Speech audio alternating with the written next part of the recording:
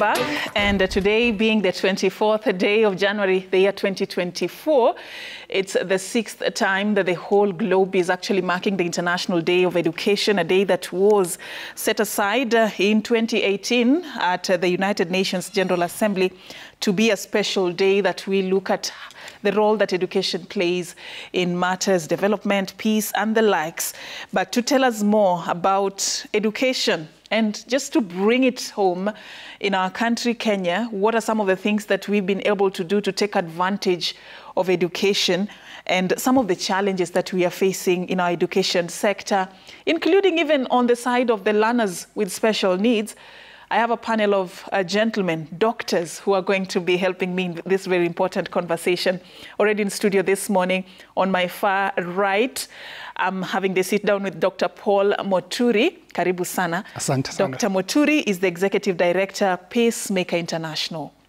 And we also have with us Dr. Norman Kiogora, who is the Director, Kenya Institute of Special Education. Thank you, Dr. Thank you, Sophia. Getting time. And we're also expecting Dr. Emmanuel Manyasa, the Executive Director of Usawa Agenda. She'll be joining us in a few minutes' time. But either way, let's begin this conversation, gentlemen, straight away. Today, it's a very important day. And one thing I like about this topic is that right from the start of this particular year, actually, we've taken time as Citizen TV to just focus on education and try to highlight some of the issues that still are lagging us behind when it comes to achieving the opportunities that we ought to tap in the education sector. And we continue to escalate this conversation. Every day we learn something new. And from the cocktail of experience from experts such as yourself, we get to find out how best we can solve some of the challenges that we face. So today, as we observe the International Day of Education, maybe a good point to start from both of you would be, if you look at our country, do we have a reason to even smile and be happy about the progress and the journey that we have taken? Let me begin with you, Dr. Moturi. Thank you very much. It's great to be here this morning for such a fantastic conversation. Allow me to wish our Kenyans a happy International Day of Education. Anyone who has heard me speak, I say this over and over, that there are two equalizers in life, education and God. For me, that is what has worked. Growing up in the Bundus, way in the village where no one really knew the name of the village, and being where I am today is courtesy of education and God. And therefore, education is paramount, education is key. Is there a reason to smile? The fact that I'm seated here is enough reason to smile over education. Education does do something, and that's why we are here this morning discussing education. As a country, we may have a myriad of issues and problems around education, but there's reason to smile. Mm-hmm. There is reason. There is? Okay. I love the optimism and how you've started us off. But Dr. Kiogora, you speak for a population that has been marginalized already by the nature of the circumstances under which they operate. And then we also exist in a context where we're still struggling with quality, equal access to education. So the learners with special needs, already they have special needs, which actually puts them at a disadvantage. Again, access to education is another challenge. But as we mark the International Day of Education, what would you say are some of your key highlights? Do we have a reason to celebrate? Thank you so much, Sophie. And I want to say, I'm very excited this morning for the invitation. I want to say that as a country, we have every reason to celebrate this day, more so in the space of special needs. Why so? Because there's been a lot of deliberate effort by the stakeholders, the government in particular, to make sure there's proper inclusion of persons with disability in all sectors of education. And with the effort being made by the government in this sector, we have seen a lot of progress and also inclusion of persons with disability. And also, we have seen a lot of hope in this sector by the effort being done by the government and the stakeholders. So there's every reason today, as we look at this day, we can look back and see what has been achieved and what we can do moving forward. Mm-hmm. But it's a great day for this particular space of disability. All right. Dr. Moturi, you started us well by saying that education is one of the greatest equalizers in the society. As we have this conversation on the International Day of Education, let's speak a bit about education and its role.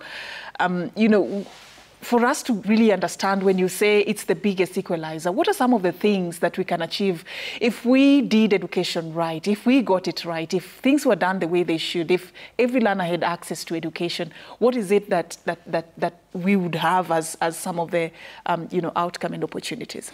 Thank you very much. I think when we talk of access, access is just one component of education. Mm-hmm.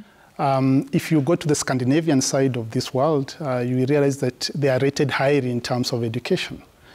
And this is what we should use as benchmark for us to see as a nation, where are we? When I said that there's reason to smile, it's because I've looked at the key indicators of education, and I think as a nation we are headed in the right direction. There are 4 elements that I regard as very important when it comes to education. The first one is curriculum. Is the curriculum responsive? Is it inclusive? For example, he's just talked about special needs. Is it aware of inclusiveness in terms of the people who are able differently? Does it support learners who are slow? Does it churn out the right people who can be able to go into the marketplace? And I can comfortably say that we as a nation have had great curriculum.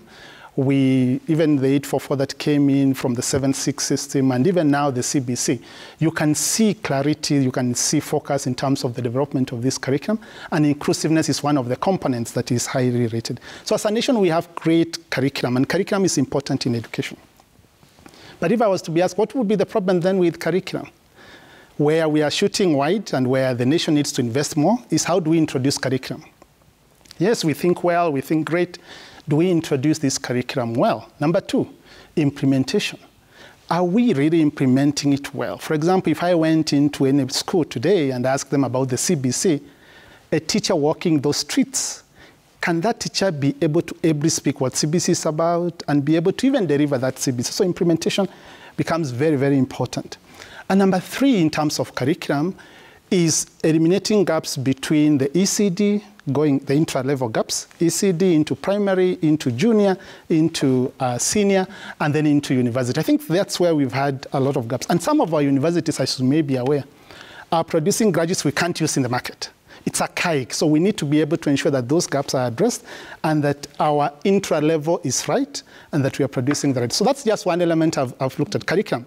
And our curriculum is good, so there's reason to smile. Maybe I'll just allow others to be able to speak into this. But there are 4 elements that I regard very, very important. When I get a chance, I'll be able to speak on the other 3 elements on education. All right. So to have like a wholesome education system that is transformative, you're saying there are 4 elements. You've spoken quite in detail about the curriculum. I'll give you a chance to just break it down for us further. But Dr. Kiogora, we may not appreciate where we are coming from and where we are at when it comes to learners with special needs and their access to education. Maybe take us through that journey. How was it like back then? And what is it that you think we have done, as a country that if you look at where we are today as we mark the International Day of Education, how do we look like? Safina, thank you so much. And to me, the journey in this particular space has been good because at the moment, there's a lot of recognition of special needs learners. Initially, people were shying off. If you have a learner or a child, special needs, people used to shy from talking about it. Today, there's been deliberate effort in terms of legislation, in terms of discussions in various sectors, even in appointment in the government sector. So the journey has been long and the future is very bright. What we require to do at the moment is to ensure that learners or children with disabilities are able to appreciate the needs of these learners. And also, we are also able to detect the disability at the early stages. Why early stages? Because unless you are able to get it right from the initial stages, at the end of the day, it may be very expensive if it takes long. I want to take for example, if somebody has issues with visual, if you're able to detect on time, you can provide the necessary intervention. And then this particular person is able to get the services like any other ordinary human being. But what I'm saying is this: the journey of special needs has come out strongly with the time. And there has been a lot of investment by the government in this particular sector. For example, if you look at KISE, where the government has put a lot of emphasis in terms of assessment, most of the parents have been able to access various education services after them being able to identify the extent of disability of their children. And then they are able to know how to take care of them. And as I'm talking to you right now, what I'm saying is a deliberate effort by the government. As I talk to you, there has been a discussion about the support of those with special needs. And what has been done and what's happening right now, we are talking about parental empowerment. Because when you get a child with disability, the lives of the parent return on that particular child. And therefore, the government is putting up a very strong facility at KISE now for parental empowerment, so that when you get a child who has hearing impairment, for example, and not how to sign that particular deaf child, then you will come to KISE maybe for 5 days or 10 days, then you are giving them basic skills to let you with your child so that you are able to support the child at home. Therefore, the journey has been good, and I'm seeing a lot of bright future for disability space in this country. But there's still a bit of concern among, parents and caregivers in the community. You've talked about early detection. You'd find that, a majority of them are still having these learners at home without knowing what to do with them. Others are still living in denial without really coming to that point of acceptance that my child actually needs special attention. As KISE, what is it that you're doing, like even in the entry stages? For a parent who may be watching you, they have a child with a special need, they do not know where to take this child, where to start. What is it that you offer? How do they go about that? Safina, one thing that is very critical is that a child with special needs, first and foremost, is a human being. Mm-hmm. Then the child also has aspirations and desires like anybody else. What we are saying to every parent with a child with special needs, every child can learn. It may not be the same day, the same day they will learn. What they require is to make sure that their child is taken for assessment, and we have these centers in almost every county, assessment centers. And then the parents are given the support they require. And one thing that we are doing at the moment is to give the parental psychological support. Because when you get a child with special needs, first of all, there's denial. But once the parent have to accept the child, and this child is a human being, as I'm saying again, then the child can get the support and we can be able to exploit the potential in totality. We have seen it. Mm-hmm. We have seen it. And one of these key things is to make sure that the child is able to access the various physiotherapy services by the government, which are KISE. And we are saying we have been also able to go out of the country, out of our station to various counties to make sure that every parent is aware and make sure the communities are aware also doing. We are at the moment working with the various county government to make sure that this becomes a reality and having various meetings with the various stakeholders and also the parent special needs. Last year, we hosted a very huge conference, the Institute, for parent special needs learners only, so that we can be able to share what is happening in the country and also to share with them the experiences. And it was a huge undertaking. Yeah, and it's good for them to hear success stories, to hear where these learning institutions are, what cost implications this comes with, and even just to bring them to the point of acceptance that I have a child with special needs and I really need to walk that journey with my child. That is also another thing that I think really needs a lot of investment. But also joining us now is Dr. Emmanuel Manyasa, who is the Executive Director of Usawa Agenda. Thank you for creating time for us. I'll just take you back because this is where we started. It's the International Day of Education, and I just want to get your view on the significance of this day. Thank you, and my apologies for being late. Apologies to my colleagues. Today we celebrate the role of education in lasting peace. And so the question that we have to ask ourselves is, why is the world experiencing so much discordance and lack of peace at the time when we have the most literate population ever in the world compared to where we have come from? And start to ask ourselves, is it the education we are offering that is lacking something that will enable the citizens who are educated to be peace-loving and to build lasting peace? Or is it that we are educating children in circumstances that instead of making them peaceful, is creating grievances among them that they later on start to pursue rather than to be peaceful people? But I think the challenge then is on all of us, all the stakeholders, all the members of societies, to reflect on how do we educate and what do we educate our children in. I think that is very critical on this occasion to reflect on. All right, thank you so much for taking us even on the theme for this year. Actually, by the way, it's good to mention that the theme for this year's World Education, International Day of Education, is learning for lasting peace. So looking at, the role education plays in peace building and also matters development. But what cuts across is how do we get it right? And that is what we are here to discuss. And even matters funding education, where are we missing the point and how do we get it right so that we offer education that is transformative. But just to get back to you, Dr. Muturi, we want our learners to be equipped with the knowledge, the values, the attitudes, the skills, the development, the skills that will help them to really acquire education and change their lives so that they can be able to change society, like what Dr. is talking about. If we are to achieve peace, then we have to really bring up a generation of people who appreciate what peace is. If we are to develop, then we have to bring up a generation of people who appreciate what this development is.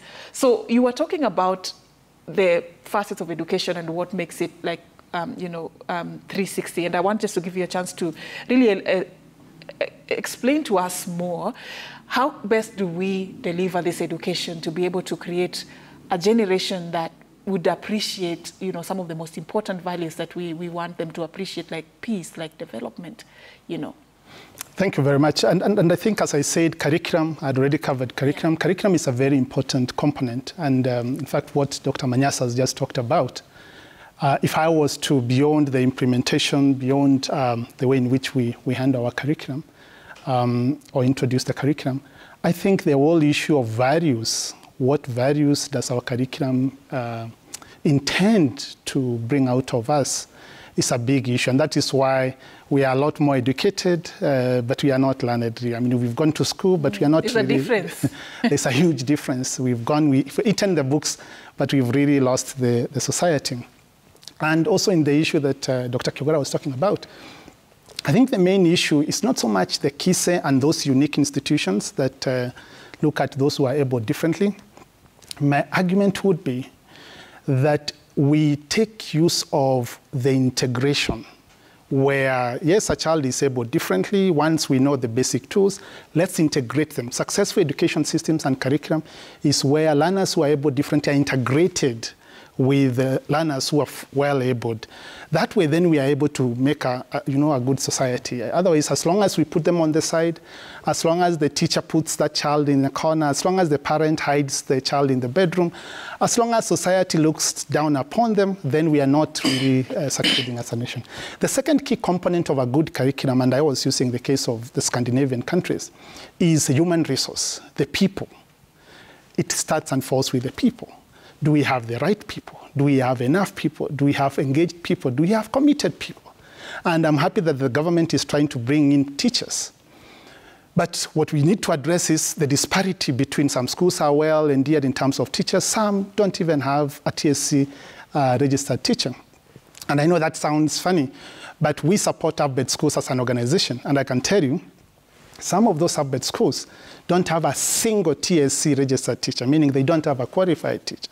So we try to mitigate and support them, but it is too few, too small to be able to make that meaningful change. So we should be able to look at the human resource and the gaps, and the government must not stop in addressing the gap that we do have. The third one is on infrastructure.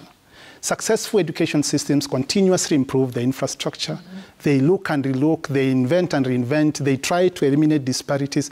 In this nation, you will find a national school and a county school very different. A university that is in Nairobi and a university that's somewhere in my village, very different. And yet they're supposed to produce graduates who are supposed to go into... You're lucky if you have a university in your village. Some do, but that's the problem precisely, because you have a university, but what they are producing isn't necessarily what a university ought to produce. So being able to look at our infrastructure And sometimes I wonder whether the people who create our budgets, because we are talking about funding, the people who look at our resources, the people who distribute our resources, are they really aware of the mission? Are they really aware of the extent to which there are problems in particular regions? Do they travel this nation? When they go, what do they see?